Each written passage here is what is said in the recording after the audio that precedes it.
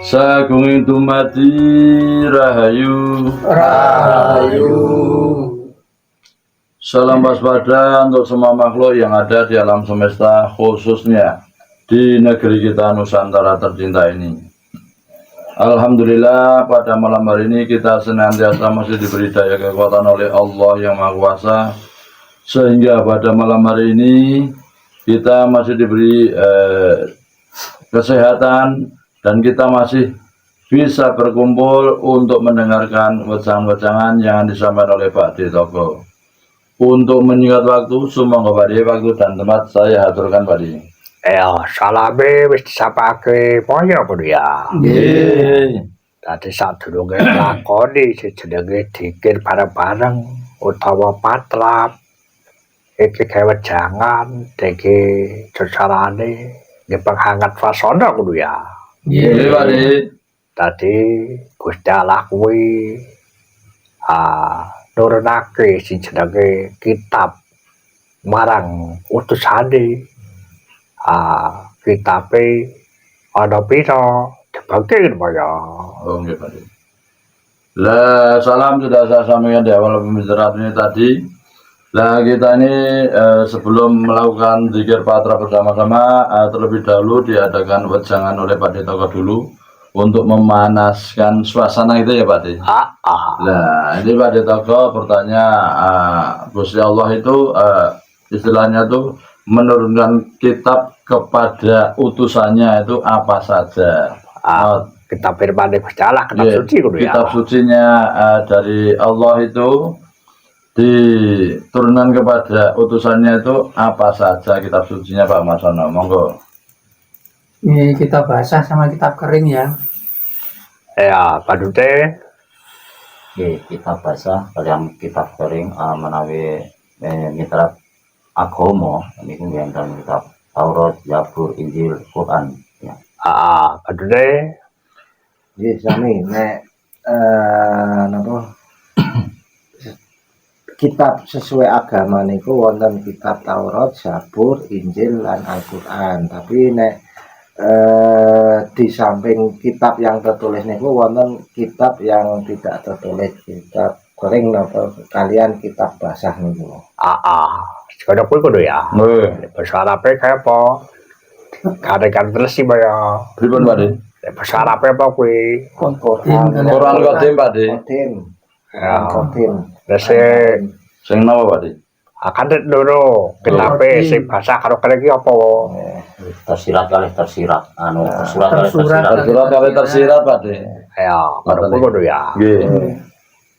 Tadi kitab-kitab kuwi mau mesti kabeh ya kon ngimani marang kawulane, marang ciptaane. nggih.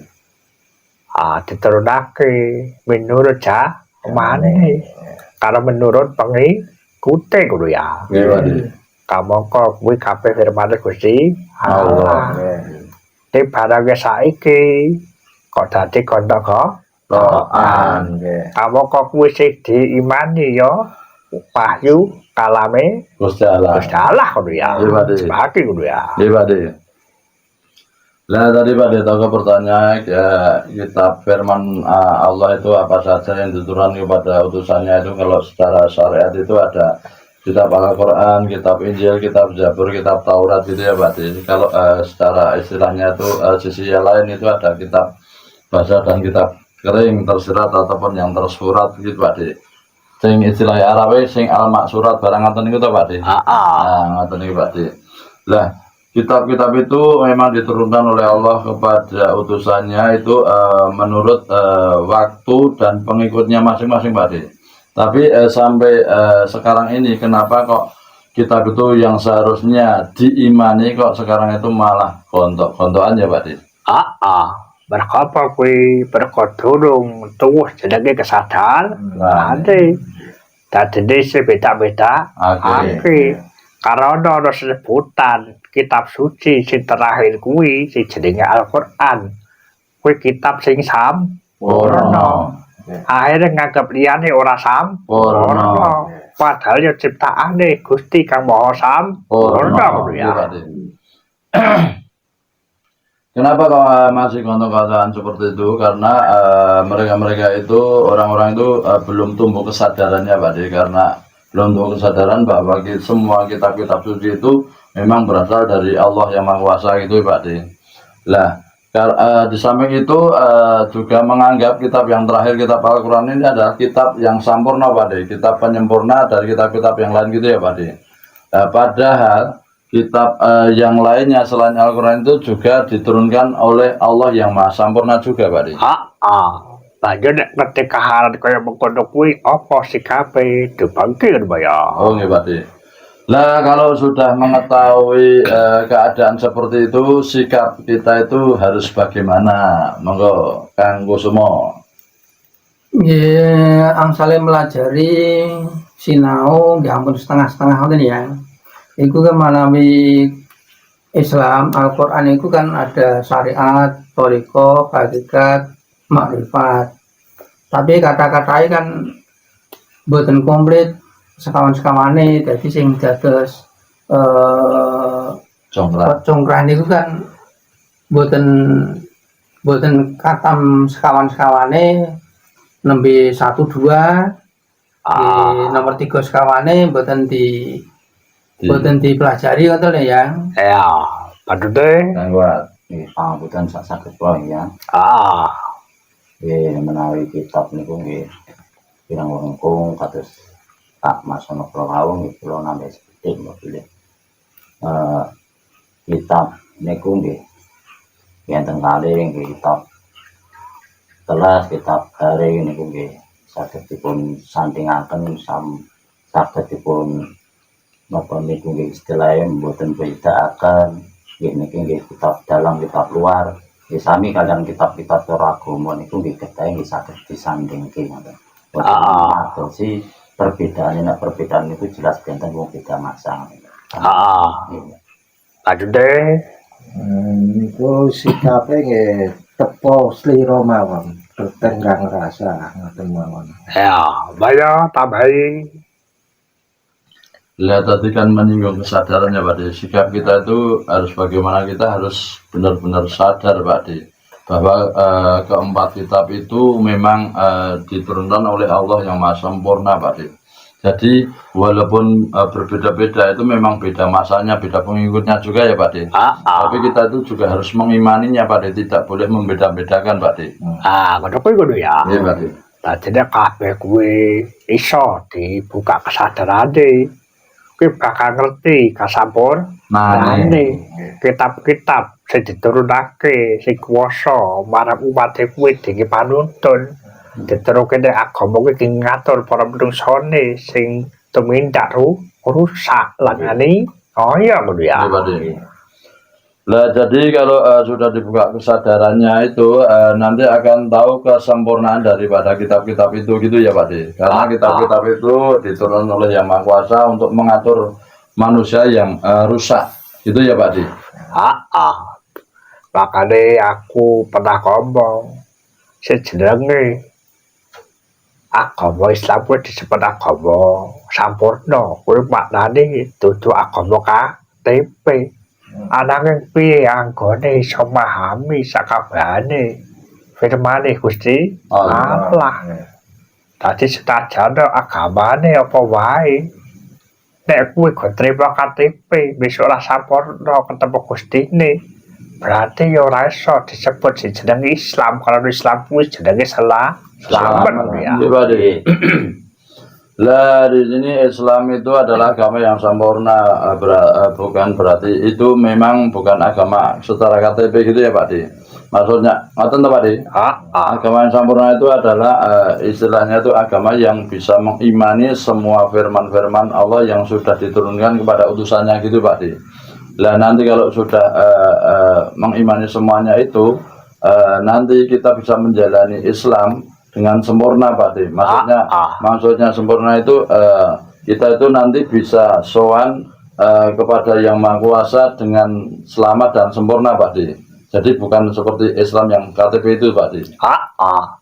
Makanya kita bangga aku Islam, aku Kristen, aku Buddha, Itu Katolik sampai dulu itu ya. Nggih. Kabar kok besok sapa wae umat sing selamat ketemu Gusti ne ya kuwi bakal nemokake ke Islam Maneh.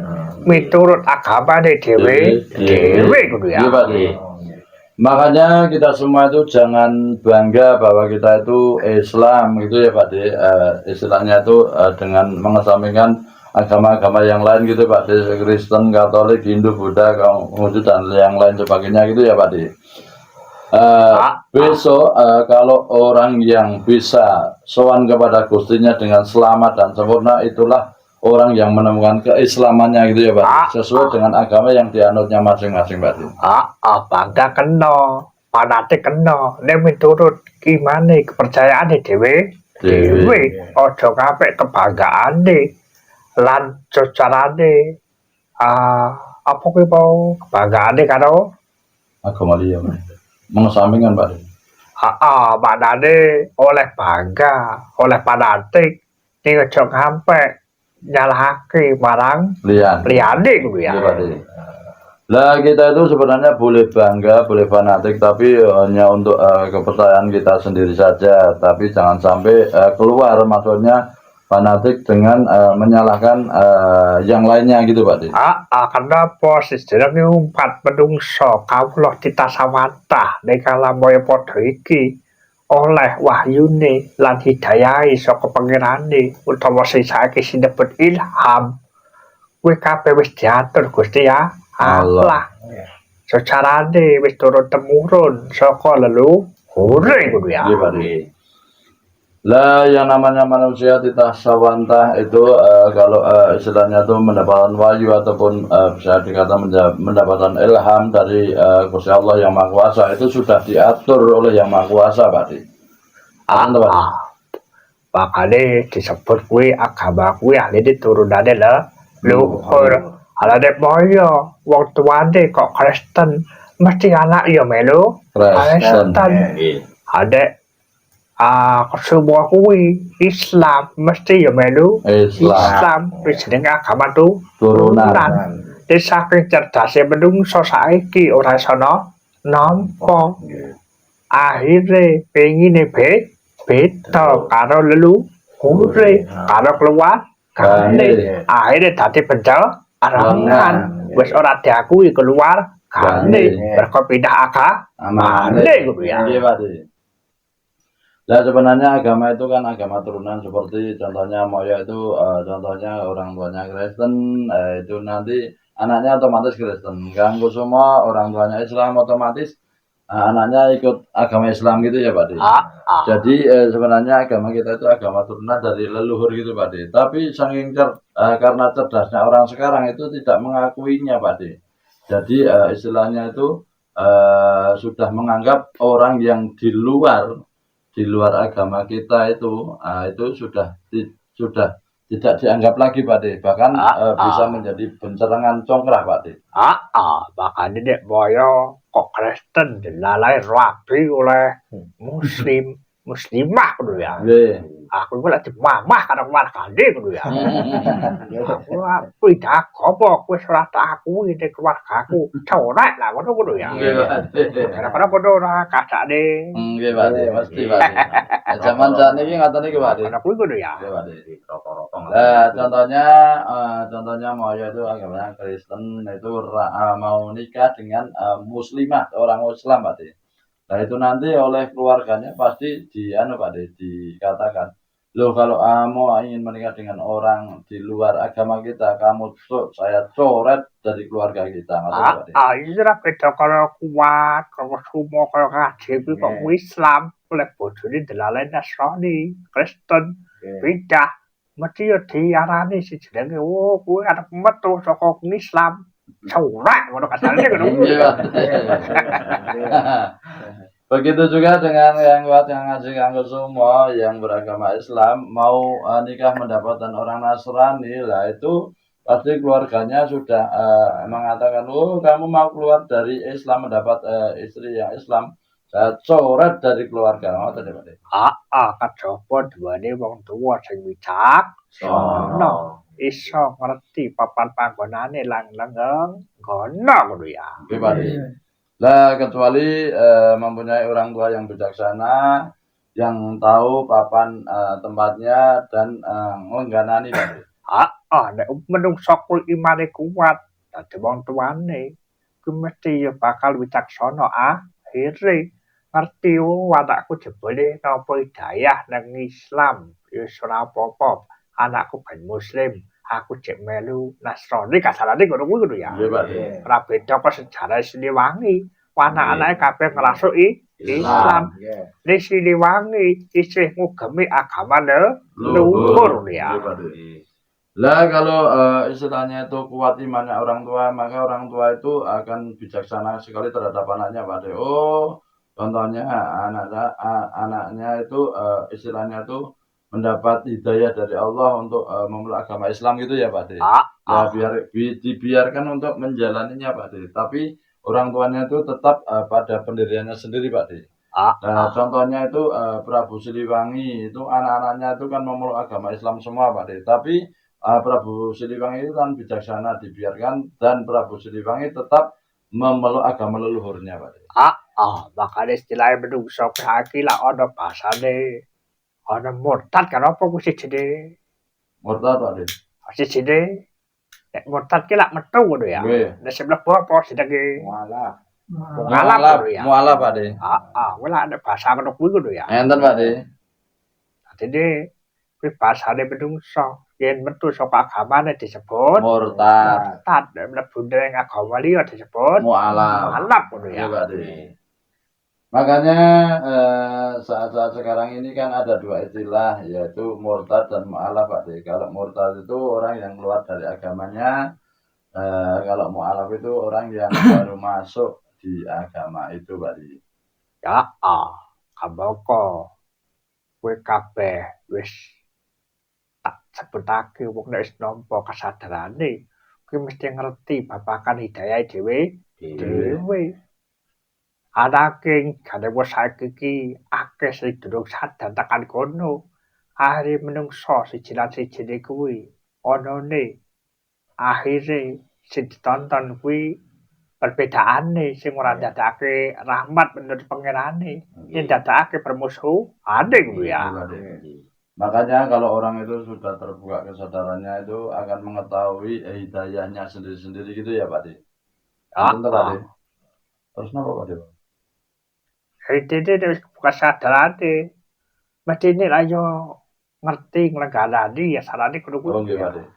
Jadi setelah orang itu terbuka kesadarannya akan tahu istilahnya hidayahnya sendiri-sendiri dan orang yang sudah terbuka kesadarannya itu akan melengganani apa yang terjadi Pak. Akan apa jenenge manungsa kuwi diciptake ning alam donya kuwi kabeh duwe risalah, duwe perbawasisa karo Gustine. Dadine nampa keimanan hidayah kuwi yo menurut rasa sajroning kalbune kuwi ya. Manusia itu diciptakan oleh Allah yang Maha Kuasa di dunia itu menerima risalah dari Gustinya gitu ya Pak. Makanya orang itu akan menerima hidayah sesuai dengan rasa yang ada di kalbunya Pak. Makane wis dikek selarasan pancen digawe kaya mengkono ben mlaku nduk nyane.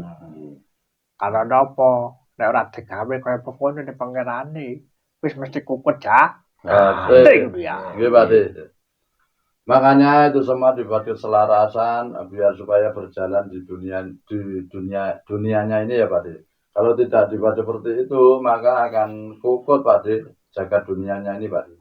Nek aku sing pemahane kesadarane wis jero kowe ngerti babagan keselarasan nang babagan perbedaan. Lah kalau orang yang kesadarannya itu sudah dalam itu akan tahu masalah keselarasan dan masalah perbedaan Pak. Makanya saiki akeh bencana nek di papan fenomena alam Kecokot Semeru, erupsi, urung berita liyan-liyane, merga apa? Kuwi ngelingake tumrap umat manungsane. Dene sing diterangke ning firman Gusti Allah ngono ya. Iya Pak.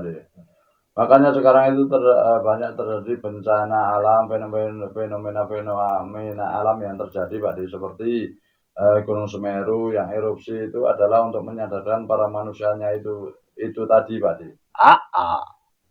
Nanti tambah cerita kudu ya. Nggih. Nanti ada cerita lagi akeh senerangnya babakan kuwi. Karena delalai iki sing mayoritas kuwi muslim. Sing tak buka kuwi babakan muslim Al-Qur'an ya. Nggih Pak Di. Coba digoleki sing jenenge Arum kuwi ayat 41 kudu ya. Nggih Pak Di. Ya kalau-kaloi dikai dasaran Qur'ane supaya wong sing nampa wis gampang iso nampa kudu ya. Nggih Pak Di. Lah sebenarnya ayat-ayat Allah itu ada semua Pak De, karena ini yang diajar Pak De Toko ini banyak kan yang Muslim gitu ya Pak De. Dari Al-Quran. Maka yang di betul itu yang dari ayat-ayat Al-Quran Pak De. Arum Pak De. Apa cici?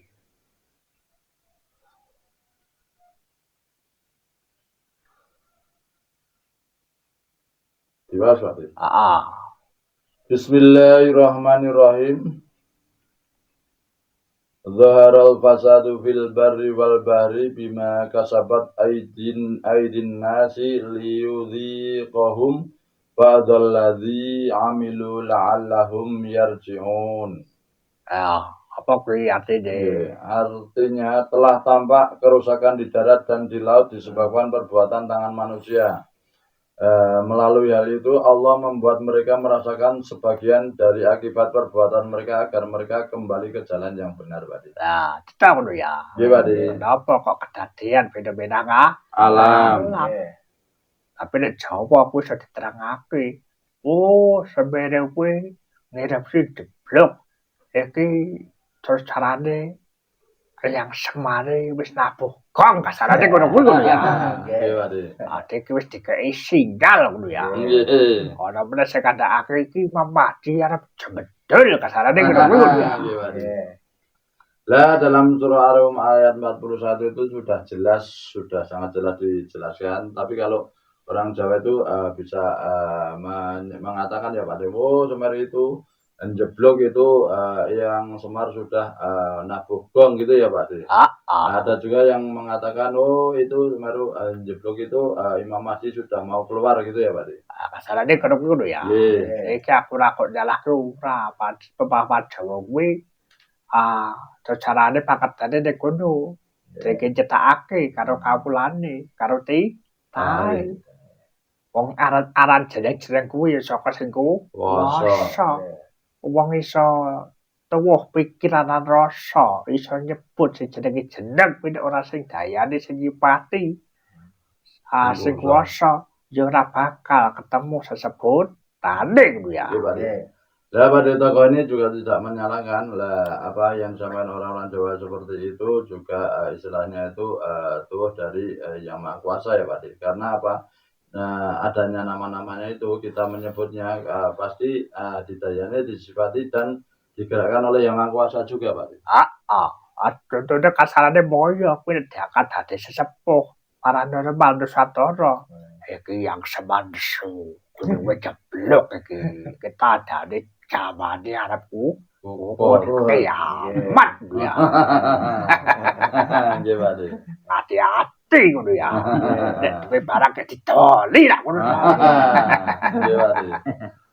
Nah, contohnya mau ya ini kalau diangkat sebagai spiritual Nusantara ini mengatakan lah adanya gunung jeblok itu tadi ya pada ini yang Semar sudah duka gitu ya Pak De. Marah gitu ya Pak De. Ini pertanda jagat mau puput gitu ya Pak De. Jadi kalau yang punya apa-apa segera dijual gitu Pak De.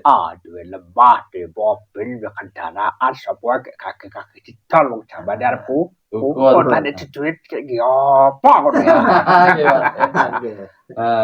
Jadi punya lemak, punya tanah, punya mobil, kendaraan itu harus segera cepat-cepat dijual ya. Nah, nanti kalau sudah dijual uangnya untuk apa ya Pak De? Jenenge kuwat jakate ngono ya. Padha wae musna, padha wae serna ngono ya. Yang namanya kukut zakatnya itu ya mau jadi apapun tetap musna ataupun serna ya Pak De. Kasarane ngono ya. Nggih, Pakde.